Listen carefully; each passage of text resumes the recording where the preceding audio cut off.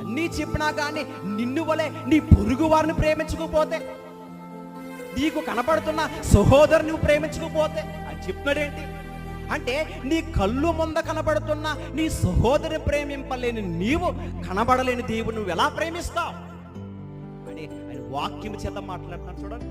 అందుకే ఈరోజు యేసుక్రీస్తులో ఉన్న ప్రేమ మనలో ఉండాలంటే మనం ఫస్ట్ ఎవరిని ప్రేమించాలి తెలుసా? క్రీస్తుని ప్రేమించాలంటే కనపడుతున్న సమాజంలో ఉన్న వారందరికీ మాదిరిగా మనము బ్రతకాలి. మాదిరి అంటే మన క్రియలో మాదిరి కనబడాలి, మన మాటల్లో మాదిరి కనబడాలి, మన నడవడికలో మాదిరి కనబడాలి. ప్రతి విషయంలో కూడా మన గుణగణాల విషయంలో కూడా ఏముండాలంటే మాదిరి కనబడాలి. ఆ మాదిరికరమైన జీవితం మనం లేకపోతే, యేసు ప్రభుని ప్రేమిస్తున్నానని చెప్పి కూడా ఎవరి లోకములో ఉన్న వారిని మనం సరిగా ప్రేమించకపోతే అసలు ఎవడో నాకు తెలీదు. పైకంటున్నాడో వాడు అబద్ధికుడు,